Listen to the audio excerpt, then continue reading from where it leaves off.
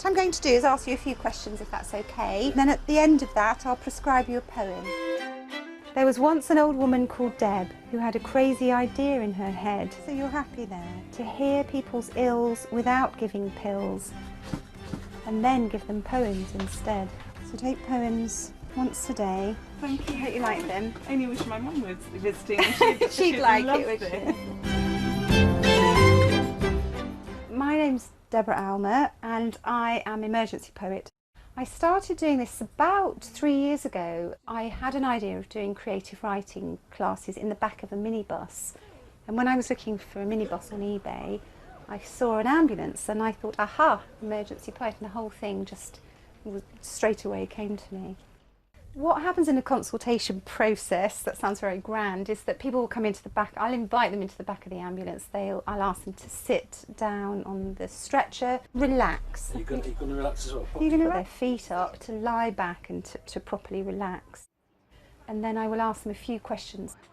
And then I have to be very calm and sit with people and give them really good attention. And do you have a particular condition that you're aware of that requires poetic attention? More relaxation. So take poems as often as necessary, and at the end of it I'll hand pick them a poem that I think they'll like. Well, this ambulance was built in 1979 and I bought it from eBay as well. It's still got all the equipment, as you can see. The sight of an ambulance automatically attracts people, I think, but it's a piece of theatre and a piece of drama already. People immediately think, oh, what's happening? And it's got emergency poet written along the side as well, so yeah, it attracts a lot of attention. I've got 2 poems for you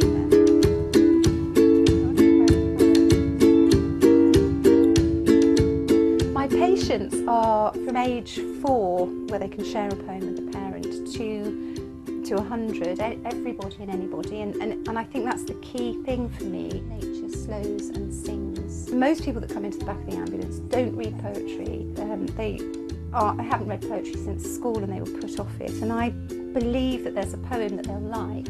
Thanks very much, Minnie. I hope you like it. Take care. Bye. I thought she was fantastic.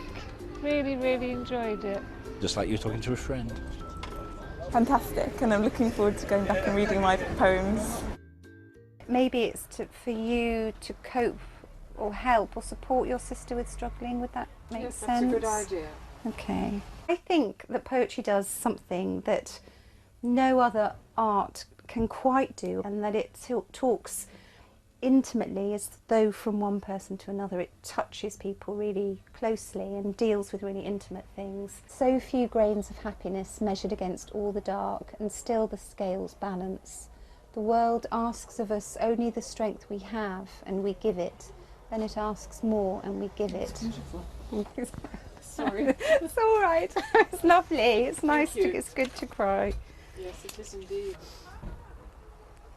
People have always loved it. They go out the back of the ambulance feeling uplifted and really positive about the whole thing, I think.